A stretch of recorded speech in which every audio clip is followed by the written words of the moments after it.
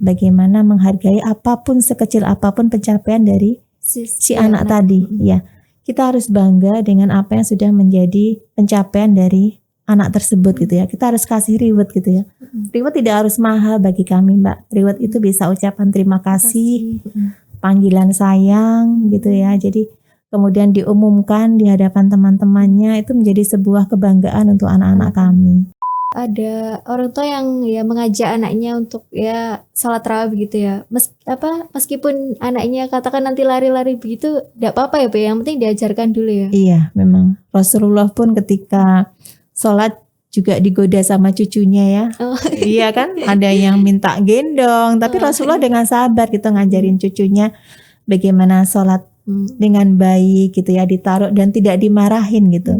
Dan anak-anak pun juga harus begitu gitu ya.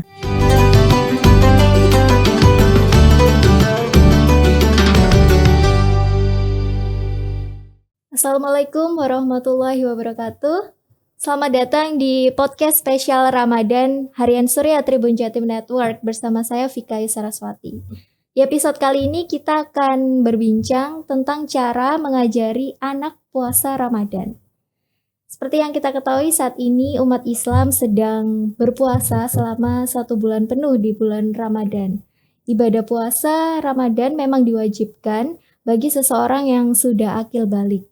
Namun orang tua idealnya mulai mengajari anak berpuasa sejak dini. Lalu bagaimana tips puasa yang bisa diaplikasikan untuk anak dan cara mengajari anak memahami makna puasa? Nah, Tribuners, telah hadir bersama saya Ibu Tuti Susilowati atau yang akrab disapa Bu Usi gitu ya, Kepala Sekolah dan Wakil Direktur Lembaga Pendidikan Al-Falah Surabaya. Assalamualaikum warahmatullahi wabarakatuh. Waalaikumsalam warahmatullahi wabarakatuh. Bagaimana kabarnya Bu Usi? Alhamdulillah baik Mbak Vika. Terima kasih ya Bu telah berkenan hadir di podcast Harian Surya Tribun Jatim Network. Alhamdulillah kami sangat senang Mbak bisa berbagi hari ini di sini. Mungkin bisa menyapa teman-teman Tribuners. Iya, baik. Terima kasih. Assalamualaikum warahmatullahi wabarakatuh. Saya Ibu Usi, Kepala SMP Al-Falah Deltasari Sidoarjo dan juga Wakil Direktur dari Lembaga Pendidikan Al-Falah Surabaya. Matur nuwun. Nah, ini Bu, bagaimana sih Bu cara memperkenalkan anak dengan aktivitas puasa? Aktivitas puasa ya, ini hal yang memang sudah kita tunggu-tunggu Mbak ya, selama setahun penuh ketika menjelang puasa itu memang semuanya akan berbahagia gitu ya menunggu bulan suci Ramadan ini. Jadi ketika sudah memasuki bulan Sya'ban, kita sudah harus mulai menggaungkan tuh Mbak yang namanya puasa nih, bentar lagi puasa gitu ya. Apalagi kami di lembaga pendidikan itu Mbak, kami dekat dengan anak-anak ya, anak-anak yang mulai pada masa akil balik gitu ya, usia-usia SMP yang memang sudah diwajibkan untuk berpuasa gitu ya. Sehingga dimulai di bulan Sya'ban itu anak-anak sudah kita ajari untuk puasa Sya'ban Mbak. Agar ketika nanti di bulan Ramadan anak-anak ini sudah terbiasa dengan puasa Ramadan. Ya. Dan ketika menjelang Ramadan, anak-anak kita ajakin untuk tarhib Ramadan Mbak. Jadi di situ anak-anak kita ajari tentang konsep puasa itu seperti apa. Kami ajarin tentang maknanya apa, tujuannya apa untuk kita begitu. Jadi di kami itu menjadi agenda rutin. Agar anak-anak sebelum melakukan apa yang memang itu sudah menjadi kewajiban seorang muslim, mereka tahu dalilnya, mereka tahu tentang hadisnya seperti itu. Bahwasanya puasa itu nanti adalah untuk menjadikan anak-anak itu menjadi anak-anak yang bertakwa gitu kan. Bertakwa seperti apa, itu yang akan kami berikan anak-anak konsep itu di kegiatan tarhib Ramadan begitu Mbak Vika. Iya. Nah, untuk cara melatih puasanya sendiri bagaimana Bu? Untuk puasa Sya'bannya tadi dilakukan selama berapa hari sebelum Ramadan? Kami Sya'ban ini lebih kepada puasa ke Senin Kemis dulu Mbak. Jadi dirutinkan puasa Senin Kemis itu. Jadi anak-anak ini memang puasa Senin Kemis adalah hal-hal yang sudah menjadi kebiasaan kami di sekolah gitu ya. Jadi kami tuh ada reward puasa Senin Kamis gitu ya untuk anak-anak. Kemudian juga puasa Ayyamul Bid. Nah, ketika Sya'ban ini anak-anak kita intensifkan nih, yang biasanya di bulan-bulan biasa puasa Senin Kamisnya masih bolong-bolong, di Sya'ban ini Ya harus dirutinkan lagi. Kemudian yaumul bidnya, baru kemudian ketika Ramadan insya Allah anak-anak sudah siap untuk melaksanakan puasa sebulan penuh begitu. Ya. Nah ini Bu, kalau itu tadi kan dari sekolah ya Bu ya. Iya. Kalau dari lingkungan keluarga terlebih dahulu itu apa Bu yang harus diperhatikan orang tua untuk melatih anaknya berpuasa sejadi? Iya. Kami memiliki sinergi Mbak ya, kemitraan dengan orang tua begitu. Jadi di sekolah kami itu peran orang tua itu merupakan segitiga emas buat kami Mbak ya. Jadi di sekolah itu ada unsur sekolah, ada orang tua dan juga ada siswa gitu. Kami mewadahi orang tua melalui komite sekolah Mbak. Jadi di komite sekolah itu kami ada divisi tentang dakwah. Jadi di situ orang tua diberikan pemahaman gitu ya, semacam kegiatan parenting begitu tentang bagaimana membekali anak-anak dengan ilmu puasa yang benar, tentang sholat yang benar. Jadi sebelum selain anak-anak juga kita ajarin di sekolah, orang tua juga kita edukasi Mbak. Iya, itu yang kami lakukan di sekolah. Jadi tidak hanya anak-anak bersekolah, orang tua pun juga bersekolah begitu. Iya. Jadi alhamdulillah Mbak, dengan ilmu yang kami berikan melalui parenting, kadang juga melalui flyer Mbak, kadang edukasi sekarang kan bisa dengan infografis, dengan flyer tentang Ramadan seperti apa. Itu alhamdulillah orang tua juga teredukasi dengan menyiapkan anak-anaknya bagaimana mereka bisa sukses di Ramadannya begitu. Nah kemudian kalau sudah dengan cara yang sedemikian rupa ya Bu ya, sudah disusun, nah seperti apa ini Bu antusias anak-anak menyambut puasa? Alhamdulillah Mbak, mungkin setelah 2 tahun anak-anak menjalankan puasa di tengah pandemi ya, tahun ini anak-anak sudah mulai nih. Kami diberikan ruang gitu ya oleh pemerintah untuk bisa menyambut puasa Ramadan dengan lebih ada relaksasi begitu ya. Sehingga kami akhirnya menjalin kemitraan Mbak dengan kepala desa di sekitar sekolah kami, dengan polsek gitu ya. Kami memohon izin gitu ya untuk melaksanakan agenda rutin kami yang selama ini kami biasakan di sekolah gitu, yaitu Pawai Ramadan Mbak. Pawai Ramadan. Iya. Jadi Pawai Ramadan itu adalah bagaimana kita melakukan syiar dakwah kepada masyarakat itu ya, untuk masyarakat itu juga antusias bergembira menyambut Ramadan. Di sana kami memberikan slogan-slogan tentang keutamaan puasa, tentang pahala yang akan didapatkan ketika puasa gitu. Jadi anak-anak membuat banner Mbak, membuat slogan-slogan sendiri. Kemudian mereka juga melakukan infak gitu ya. Sebelumnya mereka berinfak, nabung dulu, yang kemudian dibelikan kurma Mbak. Jadi berbagi kurma, berbagi tasbih, berbagi alat-alat sholat untuk masyarakat sekitar di sekitar sekolah. Dan kami melakukan pawai dengan didampingi Satgas Covid dari desa gitu. Sehingga alhamdulillah masyarakat juga merasa keberadaan anak-anak ini, sekolah kami itu menjadi menjadi warna dakwah ya buat mereka untuk semarak menyambut Ramadan gitu. Ya. Nah, misalkan Bu, setelah anak-anak antusias ya Bu ya dalam menjalankan ibadah puasa, apakah orang tua atau guru itu boleh menerapkan sistem reward gitu ya, penghargaan pastinya, Mbak, untuk pastinya. anak-anak? Iya, Nah, jadi penghargaannya sebaiknya seperti apa? Jadi kalau hadiah gitu ya, dalam Islam itu kan kita diperbolehkan untuk memberikan hadiah kepada orang-orang yang kita cintai gitu ya, atas prestasinya gitu ya. Jadi di sekolah sendiri, hadiah bagi anak-anak yang menjalankan puasa dengan istiqomah ditambah dengan amalan yang sudah kami programkan itu mendapatkan reward tersendiri Mbak nanti. Jadi ketika pasca Ramadan, anak-anak halal bihalal itu biasanya akan kami umumkan tuh Mbak. Anak-anak dengan hafalan Quran terbanyak ketika di bulan puasa, tilawah terbanyak. Anak-anak yang puasanya alhamdulillah 30 hari nggak bolong begitu ya. Anak-anak yang ketika puasa rajin sholat tarawehnya nggak pernah bolong. Mereka selalu menulis apa yang menjadi kajian saat taraweh begitu. Kemudian anak-anak yang rajin sedekahnya itu kami buatkan program-program sendiri Mbak untuk anak-anak, yang kemudian anak-anak itu mengisi kalau di kami ada program daily activity Mbak. Itu dilakukan pengisian dilakukan secara online gitu ya, melalui Google Form. Jadi anak-anak report di situ Mbak aktivitas sehari-harinya. Anak-anak sendiri ya Bu ya yang menuliskan? Iya, anak-anak sendiri ya, karena anak-anak SMP itu udah mulai besar ya Mbak ya, udah lebih ahli lah dalam teknologi gitu kan. Kemudian itu harus jujur ya Bu ya? Harus jujur Mbak. Jadi di kami itu kejujuran dan integritas itu nomor 1 Mbak. Kemudian setelah itu anak-anak akan kami hitung tuh, akan kami rekap, dan kami nanti akan umumkan ketika halal bihalal dan akan dirayakan bersama gitu. Jadi kebiasaan kami itu adalah merayakan kebaikan secara bersama-sama agar kebaikan itu menjadi virus-virus baik untuk yang lainnya gitu. Luar biasa ya Bu, keren sekali ya. Kalau jadi anak-anak akan semakin antusias untuk puasa penuh begitu. Iya, insya Allah Mbak. Nah lalu bagaimana cara mengajari anak agar ya Bu ya, selain berpuasa itu tadi kayak supaya tahu makna Ramadan itu secara penuh.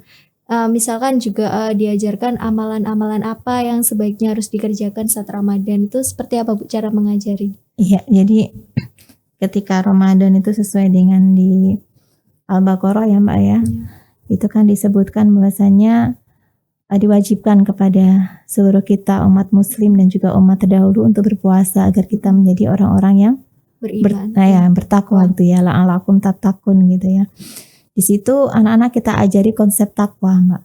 Takwa itu seperti apa sih? Takwa itu adalah menjalankan perintah Allah tanpa terkecuali dan meninggalkan larangannya. Perintah Allah apa saja sih yang paling utama di bulan puasa? Itu kami berikan ketika di kegiatan Tarhib Ramadan Mbak. Jadi kami berikan pembekalan kepada anak-anak tentang amalan-amalan apa yang harus anak-anak kerjakan selama puasa. Misalkan anak-anak harus tilawah, kemudian menghafal Qur'annya, bersedekah, berbuat baik kepada orang tua, kemudian melaksanakan qiyamul lail, dia sholat tahajudnya, tarawihnya, kemudian sholat witirnya, sholat duhanya juga semakin intensif lagi gitu. Itu menjadi program-program yang harus menjadi challenge buat anak-anak, yang anak-anak itu harus selesaikan di bulan Ramadan. Iya. Dan itu semuanya terikot Mbak. Jadi kami biasa meminta kepada anak-anak untuk menuliskan apa yang sudah mereka biasa lakukan. Iya, mereka biasa kerjakan begitu. Jadi menjadi portofolio untuk dirinya sendiri nantinya. Iya. Berarti kayak ini semua tuh based on data gitu ya Bu. Iya, mereka betul. Tidak bisa kayak bilang saya lo puasa penuh, enggak ada harus ada buktinya semua. Iya. Karena kami juga punya visi yang jauh ke depan gitu ya, agar anak-anak kami itu juga nantinya bisa menjadi leader muslim terbaik gitu Mbak ya, yang mereka memiliki perencanaan hidup yang matang gitu ya, sehingga saat ini pun kami juga mempelajari mengajari anak-anak bagaimana setiap apa yang mereka lakukan, mereka harus membuat perencanaan dan menuliskannya, mendokumentasikannya. Jadi perencanaan based on data itu menjadi hal yang sudah menjadi habit untuk anak-anak kami gitu ya.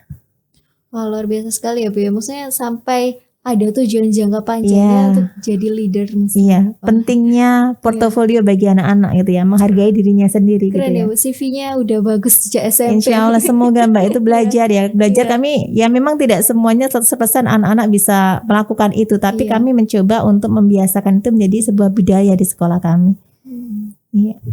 Nah ini Bu ya, tapi kemudian apa hal yang harus yang perlu diperhatikan oleh orang tua saat mengajarkan anak puasa? Misalkan terkadang ya Bu ya, ada kasus yang terjadi itu orang tua atau atau guru di sekolah kerap membandingkan misalkan anaknya dengan atau siswanya yang lain. Misalkan anak yang ini belum bisa berpuasa, kemudian dibandingkan dengan anak lainnya yang sudah bisa berpuasa, kemudian kan dia mungkin jadi down begitu ya Bu. Itu sebaiknya seperti apa? Iya, beberapa kasus memang kami temui Mbak. Jadi ada beberapa siswa yang mungkin tidak memiliki hubungan harmonis dengan orang tua karena merasa dibandingkan dengan temannya, dengan saudaranya.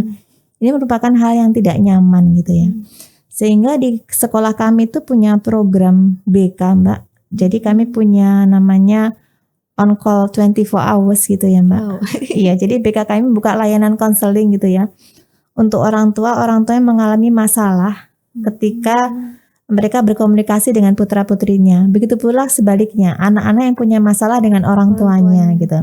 Jadi dari program itu Mbak, kami tampung nih masalah anak-anak yang kadang merasa minder, merasa kecil hati ketika ibadah mereka, achievement mereka, prestasi mereka itu dibandingkan dengan yang lainnya gitu.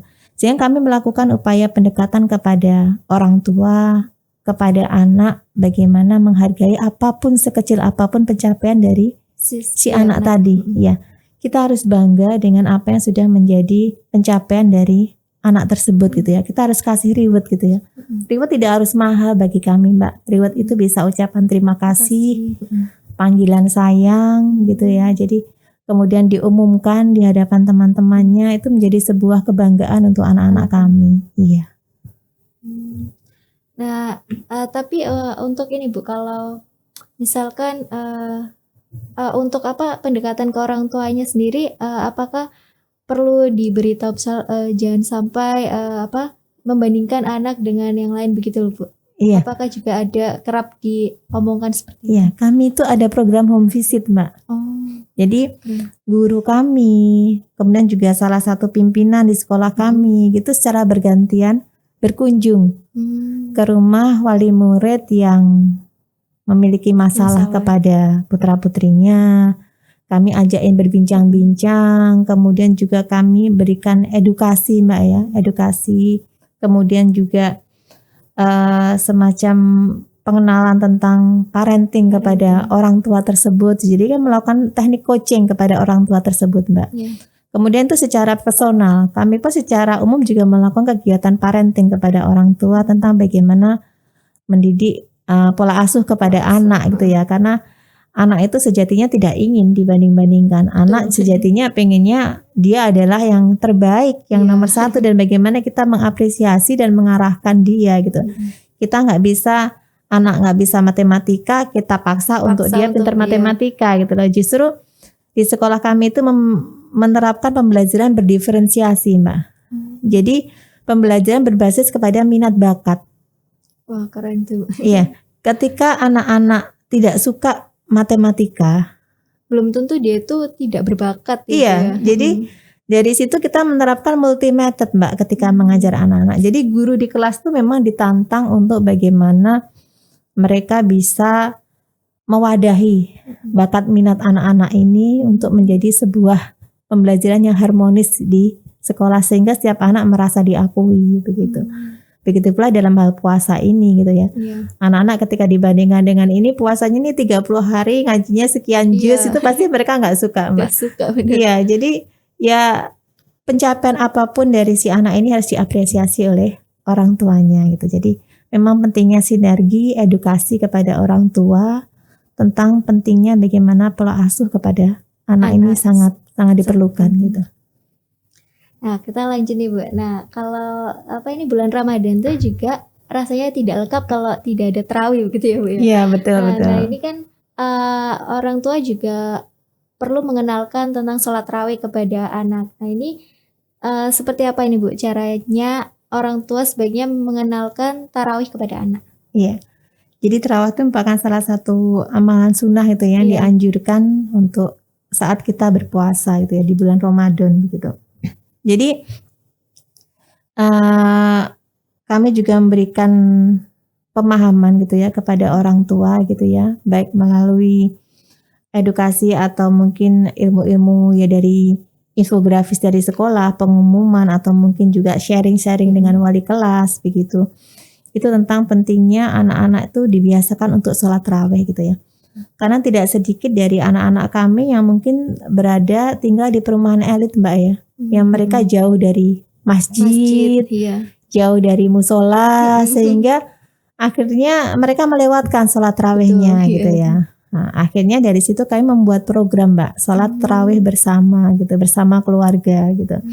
Jadi sholat tarawih bersama keluarga itu anak-anak memberikan laporan kepada sekolah gitu kan, bahwasanya hari pertama hingga hari nanti kesekian 29 atau 30 nanti mereka melaksanakan ibadah puasa sholat tarawih secara bersama-sama dengan keluarganya. Bisa di musola, bisa di masjid atau di rumah dengan keluarga masing-masing gitu. Dan tidak berhenti dari laporan siswa juga Mbak, kami pun juga kadang juga meminta ya secara acak begitu, kami telepon orang tua, gimana tarawih Ananda gitu, apakah bolong-bolong, gimana sholat malamnya gitu. Itu apa ya, untuk sekaligus kita ngecek kejujuran anak-anak kita gitu. Dan alhamdulillah kami lihat kemarin di jurnal di jurnal Ramadannya anak-anak di daily activity itu anak-anak istiqomah untuk tarawihnya itu. Kami lihat tuh berjamaah seperti itu. Luar biasa ya. Berarti kayak apa memang pendekatan seperti itu yang lebih bagus gitu ya. Iya, karena pendidikan ini kan memang sinergi yang harus yang harmonis, yang harus dibangun antara sekolah dan juga orang tua gitu. Jadi apapun yang jadi program sekolah harus disampaikan kepada orang tua, dikawal bersama-sama agar tujuan ini tercapai. Nah ini Bu, saya mencoba mengambil satu contoh negara yang apa ya Bu, dalam hal sholat tarawih ini yang menarik ya Bu. Ada di negara Turki itu setelah sholat tarawih anak-anak itu justru diajak bermain oleh imamnya.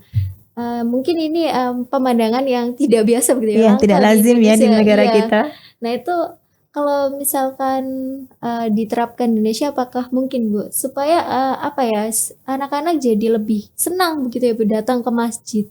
Iya betul Mbak. Saya kemarin juga baca di salah satu salah satu media cetak begitu ya, dan juga media online bagaimana kegiatan anak-anak ketika selepas sholat tarawih mereka bisa bermain-main gitu ya dengan imam masjidnya begitu.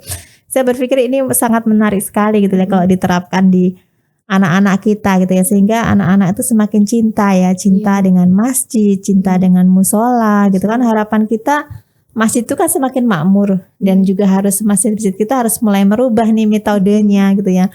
Metode biar generasi muda kita itu mereka didekatkan hatinya dengan masjid. Mungkin salah satu caranya ya tadi dengan memberikan games kepada anak-anak dan menjalin bonding dengan anak-anak gitu ya. Misalkan ada satu waktu mungkin imam bisa bagi cerita setelah sholat tarawih begitu ya, bagi cerita dengan anak-anak, kemudian melakukan game bersama anak-anak. Biasanya dicatat juga tuh ya ceramahnya. Iya, biasanya anak-anak begitu gitu ya. Terus kemudian minta tanda tangan ininya, bisa foto bersama dengan ini, akan menjadi sebuah kebanggaan dan itu akan membangun cita-cita anak-anak ya. Suatu saat someday saya akan pengen nih jadi imam besar seperti ini gitu ya. Ketika imam mampu melakukan bonding kepada anak-anak gitu ya. Semogalah nanti imam-imam kita bisa terinspirasi ya dengan apa yang ada di Turki itu gitu ya, sehingga anak-anak tidak merasa ke masjid itu sebagai sebuah kewajiban, tapi menjadi sebuah hal yang sangat mengembirakan gitu ya. Mereka sebagai generasi muslim harus dekat dengan masjid tempat ibadahnya gitu. Nah kalau misalnya nih Bu, ada orang tua yang ya mengajak anaknya untuk ya salat tarawih gitu ya, meskipun anaknya katakan nanti lari-lari begitu, tidak apa-apa ya Bu, yang penting diajarkan dulu ya. Iya memang, Rasulullah pun ketika sholat juga digoda sama cucunya ya. Iya kan, ada yang minta gendong, tapi Rasulullah dengan sabar gitu ngajarin cucunya bagaimana sholat dengan baik gitu ya, ditaruh dan tidak dimarahin gitu. Dan anak-anak pun juga harus begitu gitu ya. Jadi kita tetap melaksanakan sholat. Nanti setelah sholat anak-anak kita ajak bincang-bincang tentang bagaimana sholat yang baik gitu kan. Sehingga lambat laun pastilah anak-anak itu akan berubah ya, ketika kita menyampaikan dengan tutur bahasa yang baik, dengan contoh yang baik gitu. Nah setelah tarawih nih Bu, biasanya ada tadarusan gitu ya Bu. Iya. Ini kan juga merupakan kegiatan positif untuk anak-anak ya Bu. Sambil menunggu jam buka puasa sambil tadarusan.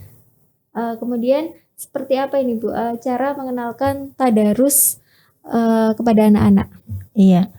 Jadi terkadang budaya di masyarakat kita itu ketika menjelang berbuka kita disibukkan dengan menyiapkan menu berbuka ya Mbak ya. Padahal itu adalah waktu yang mustajab kita untuk berdoa, sesungguhnya begitu. Itu yang harus disampaikan kepada anak-anak kita, bahwasanya ketika menjelang puasa berdoalah, karena disitulah waktu mustajab kita, doa-doa kita akan Allah ijabahi gitu. Di situ bisa dalam bentuk tilawah, dalam bentuk misalkan menghafal Quran, atau khusyuk dengan berzikir dan berdoa, memanjatkan apa yang menjadi mereka hajat mereka. Insya Allah pasti Allah akan kabulkan gitu. Dan anak-anak harus dibiasakan itu ya, tanpa pengetahuan maka anak-anak juga tidak akan tahu. Oleh karena itu kita sebagai orang tua, sebagai guru harus menyampaikan itu kepada anak-anak kita tentang waktu-waktu mustajab anak-anak. Ketika bulan puasa itu Allah akan mengabulkan doa-doa kita, sehingga anak-anak tidak terbiasa dengan ngabuburit, Mbak. Iya, benar. Ketika menjelang puasa mereka malah jalan-jalan kemana, padahal ketika menjelang puasa disitulah doa-doa kita akan Allah ijabah begitu. Mungkin sekalian nih Bu, untuk teman-teman Tribuners untuk tahu waktu mustajab gitu ya Bu, untuk berdoa di bulan Ramadan tuh kira-kira apa saja Bu? Sepanjang selama kita berpuasa itu merupakan waktu yang mustajab, Mbak ya. Yang paling mustajab adalah ketika menjelang berbuka, ketika setelah kita mau sahur, kemudian juga ketika setelah kita sholat subuh hingga matahari terbit, itu adalah saat-saat kita doa-doa itu bisa doa-doa akan diijabah oleh Allah ya. Oke, jadi Ramadan itu merupakan bulan penuh ampunan, bulan di mana doa-doa kita akan Allah kabulkan begitu. Jadi kita yakini itu dan Allah akan sesuai prasangka kita. Amin amin ya Allah. Jadi, semoga kita semuanya menjadi orang-orang yang benar-benar mendapatkan gelar mutakin nantinya, Mbak. Iya. Nah ini Bu, selain ada tadarus, nah ini selanjutnya ada sedekah ini Bu. Iya, betul. Kadang anak-anak ini kan belum terbiasa untuk berbagi rezeki, sedikit rezekinya untuk orang lain. Nah dengan cara bersedekah ini bagaimana Bu ya? Kalau biasanya kan anak mulai diajarkan menabung itu agak ya lumayan bisa ya Bu ya. Kalau bersedekah ini bagaimana Bu? Iya, jadi sedekah ini harus dibiasakan ya Mbak ya. Jadi anak-anak kita berikan ilmu tentang bagaimana Allah akan melipat gandakan gitu ya rezeki kita yang kita belanjakan di jalan Allah gitu. Dan di kami di SMP Al-Fadhil Tasari itu, dan juga di jenjang TK, SD, dan SMP Al-Falah Surabaya itu, sedekah itu merupakan hal yang menjadi budaya kami gitu. Setiap hari anak-anak berinfak, Mbak. Jadi mereka menyisihkan uang sakunya, kemudian ditabung, dan itu digunakan untuk misalkan menjenguk temannya yang sakit. Kemudian ada temannya yang sedang kesusahan, orang tuanya meninggal, atau keluarga dekatnya meninggal, itu dipakai untuk kegiatan-kegiatan tersebut. Kemudian juga anak-anak diajarkan untuk bersedekah dengan masyarakat gitu ya. Kalau di kami ada program yang namanya Jumat Berbagi. Iya, Jumat Berbagi itu kami berbagi nasi bungkus, berbagi kue ketika anak-anak selesai sholat Jumat, Mbak. Jadi ketika sholat Jumat itu anak-anak kami bagi ke beberapa masjid. Di sana mereka belajar jadi muazin lah, Mbak. Mungkin untuk jadi imam anak-anak belum bisa untuk anak-anak SMP. Jadi mereka belajar jadi muazin, mereka menatakan sandalnya para jamaah gitu ya. Mereka menyambut para jamaah, menunjukkan tempat wudunya, kemudian ikut mengatur softnya. Itu yang kami lakukan, kami ajarkan kepada anak-anak kami gitu ya. Kemudian setelah itu ketika selesai sholat Jumat, anak-anak berbagi makanan. Itu dari mana uangnya? Dari sedekahnya anak-anak, Mbak. Jadi sedekah mereka yang mereka tabung setiap hari. Itu setiap Jumat mereka akan mengumpulkan uang tersebut. Di kami ada yang namanya remaja masjid ya Mbak ya. Organisasi remaja masjid sekolah. Itu dikelola dan kemudian dibagikan kepada masyarakat. Kemudian di bulan Ramadan seperti ini Mbak, kami juga melaksanakan bina lingkungan dengan masyarakat di sekitar sekolah. Bina lingkungan? Ya, bina lingkungan. Kami melakukan bakti sosial.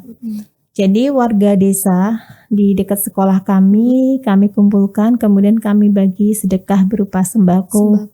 Iya. Dan alhamdulillah Mbak, ini menjadi sesuatu yang ditunggu-tunggu oleh masyarakat itu ya. Dengan sedekahnya anak-anak dari sekolah kami gitu ya, dan anak-anak juga bahagia dari tabungan mereka.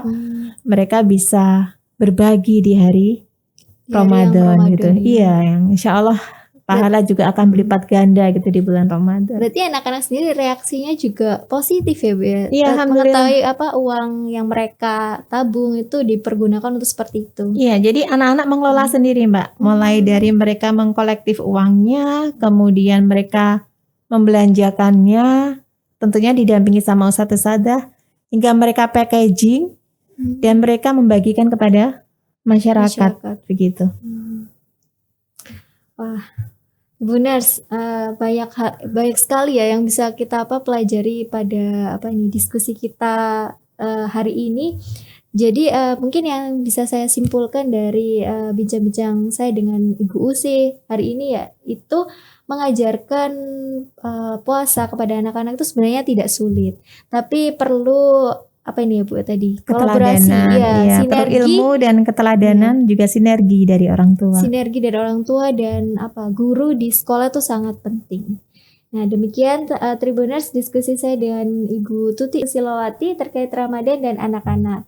Terima kasih Bu Usi. Sama-sama, semoga bermanfaat. Dan Tribuners yang sudah mendengarkan podcast kami. Sampai jumpa di bincang-bincang selanjutnya. Assalamualaikum warahmatullahi wabarakatuh. Waalaikumsalam warahmatullahi wabarakatuh.